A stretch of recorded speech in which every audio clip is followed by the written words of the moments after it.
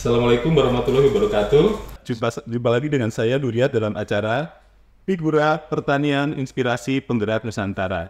Sahabat, pernah nggak sih Anda pada saat membeli kol atau membeli sawi itu kulit bagian terluarnya itu harus dibuang sama pedagangnya. Alasannya itu karena rusak atau busuk. Nah, itu salah satu contoh kehilangan produk. Nah, di Indonesia ini ternyata kehilangan produk ini nggak main-main ya. Itu kalau kita ukur, itu range-nya antara 20-50% hilangnya produk. Jadi sangat besar ya, dan ini kan berkaitan dengan keuntungan atau margin dari petani. Sehingga ini menjadi penting buat stakeholder semuanya, supaya pertanian ini tetap menjadi daya tarik, terutama bagi generasi muda, kaum milenial yang ingin memulai usaha baru. Nah, di bidang hortikultura, ada kemungkinan ada seperti paradigma bahwa hortikultura ini akan maju kalau masyarakatnya maju. Nah, oleh karena itu sharing pengetahuan, kemudian hasil-hasil penelitian dari lembaga peneliti dan pendidikan seperti UNILA kepada masyarakat itu menjadi sesuatu yang sangat penting. Nah, untuk itu pada kesempatan hari ini saya telah mendatangkan narasumber yang kompeten di bidangnya, dan kali ini kita akan bicara dengan tema panen dan pasca panen produk hortikultura serta peluang bisnis untuk kaum milenial. Dan pada kesempatan ini narasumber kami itu tidak hanya satu, tapi langsung dua. Baik, langsung saja kita sapa narasumber kita. Yang pertama ada Profesor Dr. Susiladi Esti Widodo. Selamat sore, Prof. Sore. Ya, gimana kabar, sehat, Prof? Alhamdulillah. Alhamdulillah. Saya perkenalkan dulu ya, Prof. Esti ini adalah guru besar di bidang hortikultura, khususnya ilmu buah, dengan fokus kajian pada bidang panen dan pasca panen buah tropis.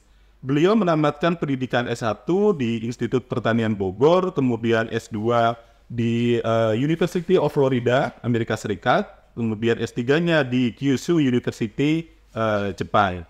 Dan beliau sudah menjadi dosen di Fakultas Pertanian UNILA itu sejak 1984. 84, udah saya belum sekolah kayak Oke, dan telah menghasilkan banyak karya publikasi yang terdiri Scopus maupun buku-buku yang ber-ISBN. Jadi untuk keahlian di bidang panen dan pasca panen, beliau memang ahlinya dari Universitas Lampung. Dan yang kedua, narasumber kita ini sebenarnya ini aslinya bukan Korea, tapi Krui. Selamat sore, Dr.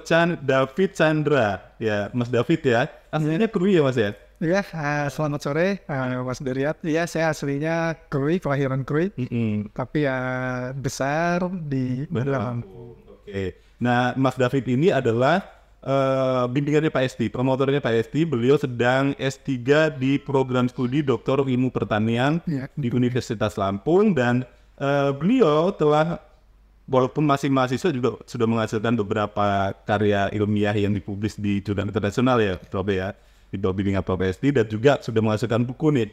Luar biasa. Saya belum nih. Baik. Sebelum kita mulai ngobrol-ngobrol nih, kira-kira narasumber bapak-bapak berdua ini gimana nih, kondisinya sehat? Alhamdulillah.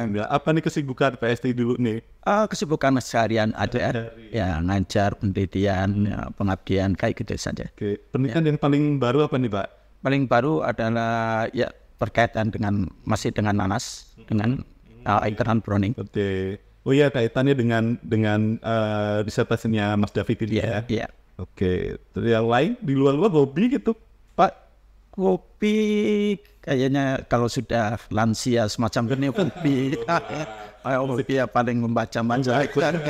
Saya dulu Pak Esti, saya ingat banget pertama kali saya jadi mahasiswa di UNILA, masuk di aula Fakultas Pertanian itu Pak Esti baru pulang dari Jepang, dan pada saat itu saya role model saya nih, saya ingin kuliah di luar negeri seperti Pak Esti gitu kan. Jadi memang menginspirasi, sama seperti podcast figura ini Pak. Jadi pertanian inspirasi, jadi kegiatan-kegiatan yang menginspirasi.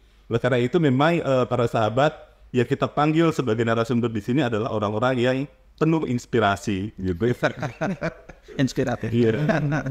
Pak, ini nih saya pingin nanya nih, mewakili para sahabat figura. Sebenarnya kalau kita sering dengar hortikultura, kan hortikultura kan pertanian juga ya Pak ya. Apa sih hortikultura itu dan bedanya dengan pertanian itu di mana, Pak? Jadi saya jelaskan sedikit ya, bahwa terkait dengan tanaman itu kan sebetulnya dibagi dua.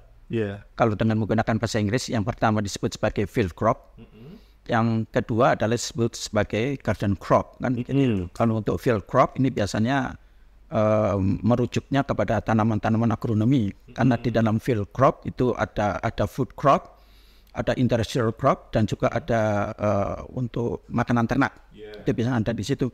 Sedangkan di garden crop itu namanya saja sudah garden crop. Itu kita sudah bisa membayangkan itulah horticulture. Karena memang horticulture kan garden crop. Nah, di dalam garden crop itu ada 3 tanaman utama memang sebetulnya. Yang pertama adalah buah, kedua adalah sayur, ketiga adalah tanaman hias.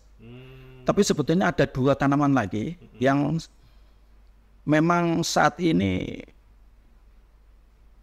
ada di program studi lain atau di jurusan lain. Adalah yang pertama adalah dikaitkan dengan beverage crop. Untuk tanaman penyegar, menyemar. Kan seperti kopi, kakao, kayak gitu ya. Kemudian yang satunya lagi adalah tanaman-tanaman yang dimasukkan sebagai tanaman obat. Termasuk di situ adalah herbal dan sebagainya masuk di situ. Nah, ini 2 ini kan, kalau yang kakao kan, kakao kopi di kita kan di tanaman perkebunan, malah justru bukan di hortikultur kayak gitu. Nah, ada satu yang sampai saat ini saya masih tidak melihat mahasiswa untuk mempelajari itu adalah dikaitkan dengan untuk tanaman obat. Itulah biar sekali ya. Oh iya, itu sangat terbuka. Iya benar, saya tuh pernah membaca kalau nggak salah itu 90% bahan baku obat kita itu masih impor ya, Pak ya. Saya dengar begitu, dan salah satunya adalah misalnya anak saya kan dulu mempelajari farmasi itu. Nah, itu pada risetnya itu banyak di abad soda semacam itu. Banyak betul air. Ya, jadi kembali ke tanaman obat ya. Iya, itu adalah horticulture. Nah, Pak, tadi terkait dengan pasca panen gitu. Sebenarnya apa sih pasca panen itu, Pak, dan kenapa ini kok menjadi isu penting gitu? Karena ya itu tadi, pertama adalah terkait dengan kehilangan kan tadi. Coba kita bayangkan gitu ya, petani sudah menanam lama sekali. Katakanlah bisa sampai 4 bulan atau bahkan lebih. Tapi justru revenue-nya itu sangat ditentukan oleh 2 sampai 3 pekan di akhir, di panen dan pasca panennya. Kan biasanya di situ, justru besarnya di situ. Makanya kalau kemudian kita tidak memperhatikan hal itu, maka sangat dirugikan kami gitu. Capek-capek petani nanam pada waktu akan kemudian panen misalnya, bisa disebabkan karena harga atau karena lingkungan kemudian tidak mendukung, kan menjadi susah petani. Pasca panennya, jadi mulai dari panen pasca panen ini yang harus diperhitungkan. Makanya bagi petani-petani horti ini menjadi penting untuk kemudian bukan hanya melihat bagaimana dia bisa nanam menjadi istilahnya hasilnya tinggi, bukan di situ malah justru. Tapi justru kemudian panen dan masa panennya ini bagaimana? Karena pada waktu panen kemudian harganya bagus, dia akan untung sekali. Itu di situ. Oh, tapi kalau tadi saya membaca itu kok kehilangannya bisa besar sekali. Besar sekali. Setengah bisa hilang. Besar sekali. Ya besar sekali.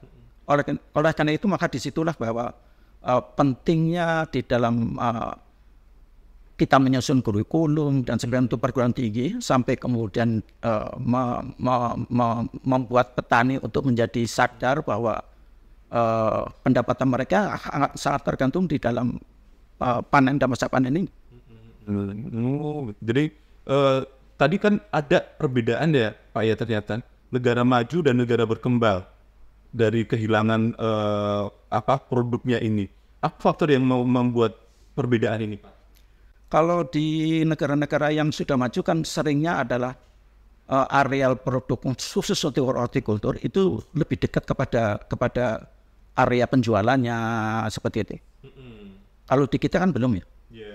Bayangkan saja kalau misalnya produk kemudian datang dari Krui itu kan jauh sekali ya. Belum tentu kemudian jalannya kemudian mulus ya begitu ya. Belum lagi kemudian harus dikirim ke Jakarta, kemudian harus menunggu di Bakahuni misalnya. Itu kan menjadi permasalahannya di situ. Itulah kemudian panen dapat panen harus diperhitungkan di situ. Dan ini juga menjadi salah satu faktor kenapa harga itu bisa sangat berbeda antara di tingkat produsen dengan di konsumen, ya Pak ya? Iya. saya belum lama ini memberi pelatihan manggis katakanlah di Kota Agung misalnya. Pada saat kemudian manggis harga 10 sampai 20 ribu bahkan sampai kepada 30 ribu, di petani itu cuma 2 ribu. Wow, bisa berapa ratus% gitu ya? Itulah. Jadi artinya kalau pas pada waktu panen ternyata kemudian pasar tidak memungkinkan untuk menyerapnya, bisa harganya jatuh sekali itu sih. Makanya bagi seorang yang disebut sebagai horticulturist itu jangkauannya bukan pada bagaimana kemudian hasilnya tinggi, bukan. Tapi harus memperhitungkan bagaimana nanti menjualnya, bagaimana serapan pasar dan sebagainya harus diperhatikan. Inilah pasca panen.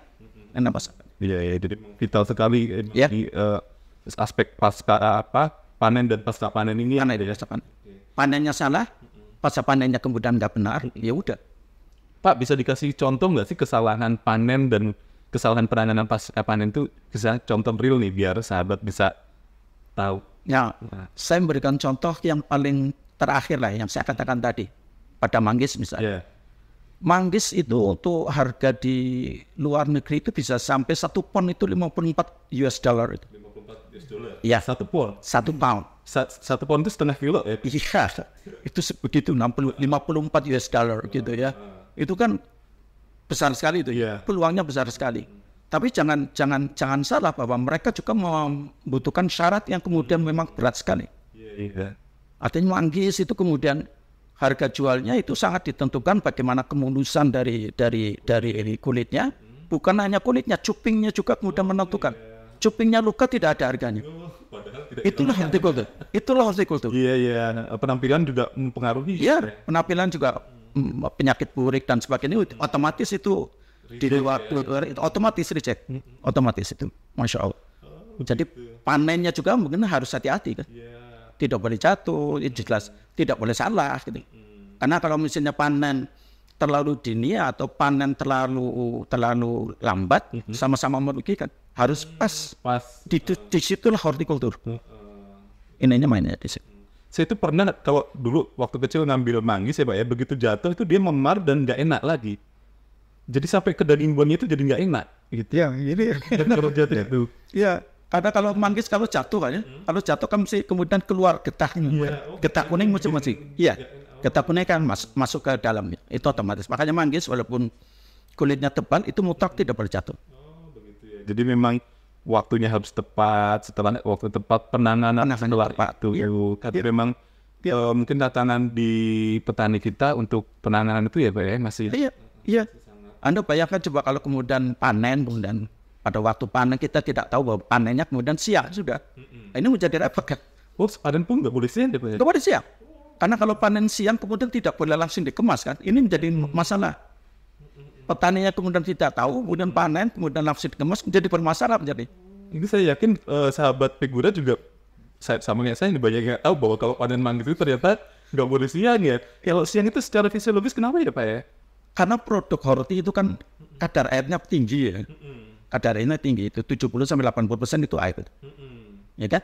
Sifat air itu kan bisa menampung, kita menyebutnya sebagai panas laten ya. Itu bisa menampung panas dari matahari ya. Begitu kemudian bisa ditampung dan sudah terlalu siang, maka secara teoritis itu panasnya harus dikeluarkan sebelum dikemas. Begitu kemudian aku berusaha untuk membuang panasnya itu, ini kan ada dua cara. Kalau punya teknologi maka kita mengenal itu sebagai room cooling namanya.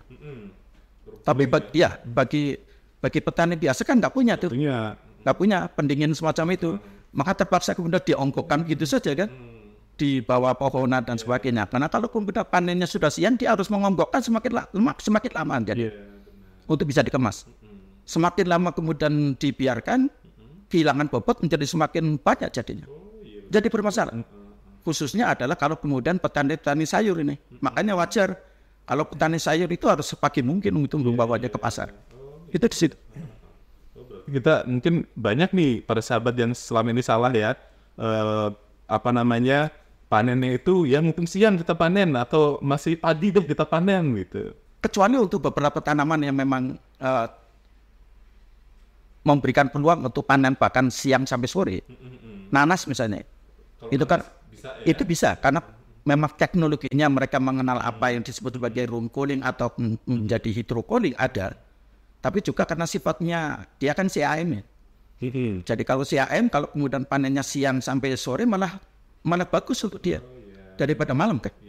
Karena kan prosesnya kan berbeda antara CAM dengan tanaman yang non CAM.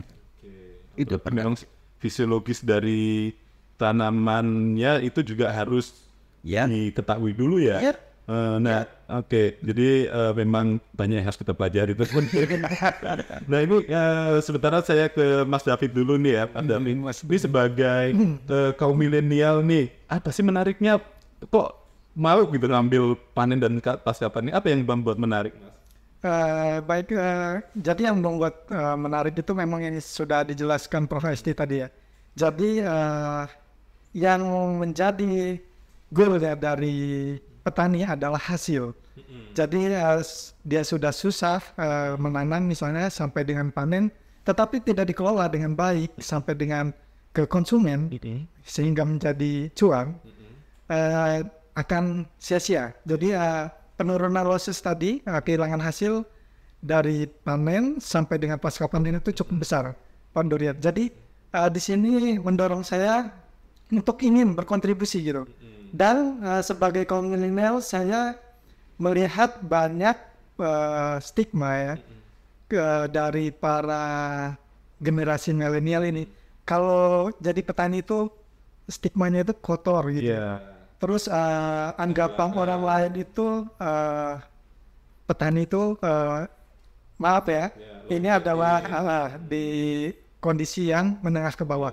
Jadi dengan bidang pasca panen ini itu bisa merubah stigma para milenial kalau bergerak di bidang pertanian itu ada banyak. Bisa dimulai dari hulu sampai dengan pasca panen. Nah di sini di pasca panen menurut saya untuk generasi muda itu yang memiliki keterbukaan informasi dan teknologi, dia mau untuk menyelesaikan tantangan yang ada di pasca panen ini yang cukup besar, yang dapat menurunkan kehilangan hasil yang cukup besar. Jadi saya tertarik, kemudian saya bertemu juga dengan promotor yang sangat kompeten dan sangat pas, sehingga saya melanjutkan S2 hingga saat ini S3 di bidang pasca panen bersama. Kecanduan lah ya ada S2. S2 saya pengen S2 di Manggis juga. Sekarang jadi nanas. Terus Mas David ini ada gini, kan tadi seperti Pak Esti bilang harga manggis ternyata tinggi sekali ya. Berarti kalau 1 kilonya bisa 100-an. Iya, kali-kali ya. Iya. Nah artinya kan itu margin yang luar biasa kalau kita mampu menangani pasca panen itu. Peluang nih buat kita meng-create bisnis gitu ya. Iya. Buat generasi muda. Apalagi untuk generasi muda ini ya, pola pikirnya yang memang sudah terbuka, dia bisa melihat peluang pasar. Apabila petani ini di harga pada saat itu rendah, jadi bagaimana para generasi milenial dalam bidang pasca panen ini bisa menahan sejenak untuk tidak langsung dijual produknya. Pada saat harga tinggi baru bisa dijual dengan harga yang cukup memuaskan. Nah, dari proses penahanan ini di sanalah ilmu pasca panen itu digunakan gitu Pak Duriat. Sangat vital ya. Iya. Karena memang saya sering kali melihat berita atau mendengar petani di Liwa membuang tomatnya karena harganya nggak ada. Itulah dia. Makanya bagi mereka siapa saja yang berusaha untuk berkecimpung di bidang pasca panen, itu kan harus tahu dua hal aja harus tahu. Satu yang tadi sudah saya bicarakan terkait dengan fisiologinya, terkait dengan lingkungannya. Yang kedua yang tidak boleh lupa dan justru inilah yang kemudian kaum milenial bisa masuk di situ adalah terkait dengan teknologi. Sekarang kan kita mudah untuk mendapatkan teknologi, mudah sekali. Nah, itu siapa yang kemudian bisa cepat mengakses itu akan menjadi bagus. Saya akan coba pada waktu saya kemudian memberikan pelatihan manggis yang saya ceritakan tadi. Itu grosir itu mengatakan bahwa kemarin baru saja Pak, saya membuang manggis 7 ton saya buang begitu saja. Anda bayangkan coba. Bayangkan coba Iya. manggis. Karena tidak tahu teknologinya. Padahal kan manggis itu kan 70-80% kan kulit itu. Iya, betul. Nah kulitnya inilah yang justru sebetulnya kalau bisa diproses, bisa mendapatkan mangostin yang kemudian memang diteliti oleh David, pernah diteliti mangostin bisa Juga nanti itu ya. untuk obat-obat kan itu justru bagusnya kan di situ. Nah itu jadi. Karena nggak tahu maka kemudian bonsai begitu saja. Tomat tadi misalnya, kalau dia kemudian tahu teknologi bagaimana kemudian mengolah menjadi produk yang lain, tentunya tidak akan dibuang begitu saja. Betul. Oh, karena itulah ya memang menarik dan besar peluangnya untuk dikembangkan generasi milenial untuk meng-create bisnis lah ya. Ya. Dan kaum yang kemudian bisa dengan cepat bergerak, bisa cepat kemudian mengambil beradaptasi itu adalah kaum milenial kan. Kita membayangkan kan itu. Seperti Anda ini kan milenial. Saya ada sedikit sih, Pak. cepat menangkap peluang. Cek online Betul. Mas David ini kan milenial yang cepat melihat, mencari celah. Dan saat ini Mas David sedang penelitiannya manggis juga atau ganti komoditi? Saat ini saya sedang riset di bidang di produk nanas ya. Jadi terkait dengan studi keterjadian internal browning pada nanas ekspor melalui pengolahan pra dan pasca panen. Jadi boleh saya internal browning itu apa ya Mas? Internal browning itu pencoklatan enzimatis menurunkan kualitas. Ya, jadi keterkaitannya dengan mutu. Jadi di negara Australia pernah pengiriman produk buah nanas dalam pendingin, kemudian tertolak karena mutu internal browning, karena mutu buahnya ini terkait dengan internal browning ini cukup tinggi. Oh ya, internal browning-nya tinggi. Jadi ditolak. Di Sri Lanka juga itu keterjadian internal browning ini mengalahkan keterjadian busuk kol. Jadi busuk kol ini adalah penyakit atau penyakit fisiologis yang umum di sana. Tetapi dengan adanya keterjadian internal browning ini bisa mengalahkan keterjadian busuk kol itu. Karena keterjadiannya lebih tinggi di internal browning kalau sudah ya. Apalagi di pasca panen. Dan itu hanya bisa diketahui kalau kemudian kita membelahnya. Kalau kita tidak membelah itu nggak tahu, nggak bisa dideteksi. Makanya kemudian itu yang kita membayangkan kalau kemudian teknologinya bisa didapat. Masya Allah itu suatu perkembangan yang akan main. Kalau bisa melihatnya dari luar ya. Iya benar. Dan sekarang ya sedang dikerjakan sama Mas David ini untuk mengetahui studi keterjadiannya berkaitan dengan fisiologinya, biokimia maupun teknologi apa yang kira-kira bisa menekan keterjadian internal browning sehingga masa simpan buah nanas ini lebih panjang. Sebenarnya teknologi penyimpanan pada suhu dingin ini adalah gunanya untuk memperpanjang masa simpan buah nanas, Mas Duryat. Tetapi dengan lamanya kurun waktu penyimpanan buah nanas ini dalam kondisi yang dingin di atas chilling injury tentunya, ini akan memicu keterjadian internal browning. Jadi sebelum buah itu busuk, ini akan dipatahkan, jadi mutunya turun terlebih dahulu karena adanya keterjadian internal browning ini. Jadi bagaimana kita bisa memperpanjang masa simpan buah terhadap keterjadian internal browning sehingga masa simpan buah nanas ini bisa lebih panjang lagi. Menarik ya? Iya, kita tantangan begitu. Iya. Dan ini hasilnya bagaimana nih sampai saat ini? Sejauh ini alhamdulillah ya, kita sudah mempublikasikan karya ilmiah berupa jurnal internasional bereputasi Trindex Scopus. Kemudian kita juga sudah publikasi di Proceeding Scopus dan sudah melakukan seminar-seminar internasional terkait dengan hasil-hasil penelitian kami. Dan ya mudah-mudahan hasil ini nanti akan memberi manfaat untuk orang banyak khususnya bangsa Indonesia. Bisa dikasih gambaran sekilas gitu dari buat Prof. Esti atau Mas David. Gimana sih hasil penelitian ini? Ternyata ada teknologi untuk mengetahui internal browning tadi. Sudah ditemukan gitu menurut saya. Penyebabnya ada yang sudah kita menjadi memastikannya.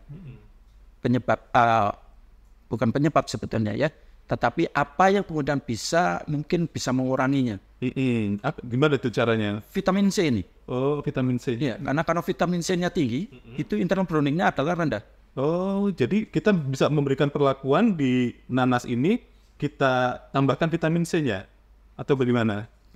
Kan begitu, tapi artinya bahwa kalau ini kemudian sudah diyakinkan bahwa ini ada kaitan positifnya terkait dengan vitamin C, barangkali untuk pihak-pihak yang lain ya, misalnya baik